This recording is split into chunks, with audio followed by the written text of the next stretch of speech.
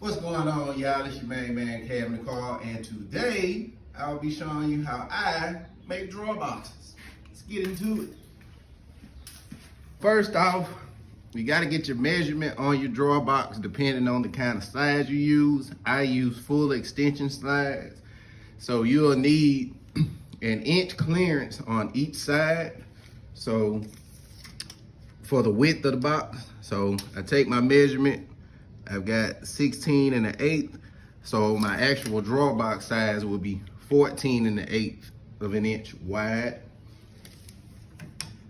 We got 5 inches there, so the height of the drawer box will be 4 inches. The depth of this cabinet is 22 inches, so my drawer boxes will be 2 inches shorter than the overall depth, so the drawer box size will be 20 inches. Before I cut my strips, I have to figure out how much material I need. As you can see, I have 2 drawer boxes that are the same. So I add all of the lengths up and then I divide them by the length of the material I'm using, which is 96 inches. And that'll tell me how many strips I will need to make those drawer boxes. Also, even after I figure up how many strips I need to cut out for the drawer boxes, I always cut a little bit extra just to be on the safe side. You would much rather have more than enough than not enough. So keep that in mind. Now that I have the strips that I need to make my dado cuts in them. I don't do dovetails. Some people like to do dovetails. I usually just put a dado in them and slap them together. I'm gonna show you how I do that, and I do not use the dado blade. I use my regular blade that's on the table saw.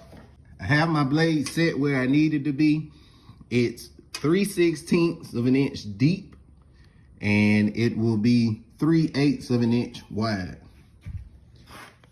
This is where my dado cut will land at 3/8 of an inch from the bottom of the drawer box. So now I'm gonna run a test piece, and then I begin to cut the dados for the drawer boxes. Okay, if you're new here and you don't know, drawer boxes are always my kryptonite. Something always go wrong, I don't know why, so I always expect it. But once I get through it and I'm done and everything's right, I feel a lot better about it. So if you wanted to know something about Cabinet Carl, drawer boxes hate me. So when I'm cutting the dados just using my regular blade, what I do is I make that first cut to where I need it to be, and then I kind of bump the fence a little just to shave it off. And I take the piece over to the material that I'll be using for the bottoms, which is 1/4 inch material. And I'll just check it until it's where I want it to be. As you can see, I can still move it, but it has a pretty tight fit. It's not too tight because when you put it together, you want to be able to have a little bit of movement in that box to get it adjusted where you need it to be. When I go to putting it together, y'all will see what I'm talking about, but this part's done, so now I'm gonna move on. So now that I have my strips dadoed, what I like to do is I like to go ahead and sand them. I sand both sides of it, the edges, and I round the edges off for the top of the drawer box. So I'm gonna do that. Pretty sure y'all don't wanna watch me sand some wood. So I'll get back to y'all in a second. So if you remember from earlier, I told y'all that each side of the drawer box needs an inch clearance for the type of drawer slides that I use. And now I'm gonna show y'all, before I put these boxes together, how I check and make sure that I have that clearance. So what I do is, I take my 2 side pieces. These are the pieces that are going toward the back of the cabinet. Put my 2 side pieces up. This is my front piece, front and back. And then I take my 1 inch block. See, that's a little bit tight, which that's pretty much fine. Let me see, make sure I get, but you see that? I got good clearance on that edge. So now I know when I put this together, I'm gonna have that 1 inch on each side. And this is just a quick way I check it before I actually put everything together. We trying to save ourselves some time and some money, baby.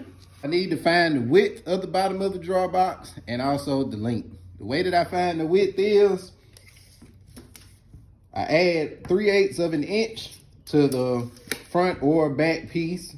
You're adding 3/8 of an inch because the piece that comes in from the side is gonna sit on the outside of the front and back piece.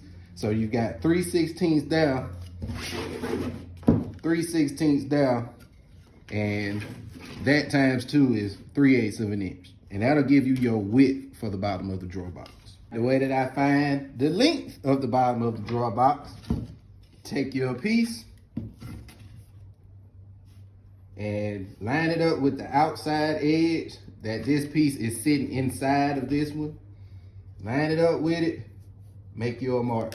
Go to the other side, do the same thing, make your mark. Now I already had these marks made, but y'all ain't worried about that. So what I do now is you wanna take your measurement from that mark to this mark. That gives me 19 3/8. That gives me my length of the bottom of the drawer box. And this is why I say that this is my kryptonite, because I had to shoot this video like 17 times because I got it wrong. Now that I got my bottoms cut out and where I need those to be, it's pretty much time to put these things together. But as I always say, if there's something that you gotta glue and put nails in, do a dry fit. Always. I'm using 1-inch brad nails, 18 gauge, if that means anything to you. But that's what I'm using, and wood glue. So let's get it together.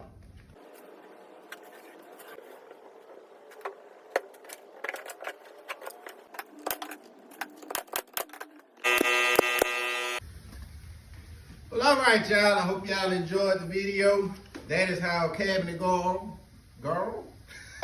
that is how Cabinet Carl builds a drawer box. Now, it did get me a little bit. My kryptonite kind of hit me, but I worked through it. I got it done. I'm gonna build the rest of these, put them all together. Y'all enjoy y'all day, night, or whenever you're seeing this video. Y'all be blessed. What I always say, safe, productive, and let's get it, baby.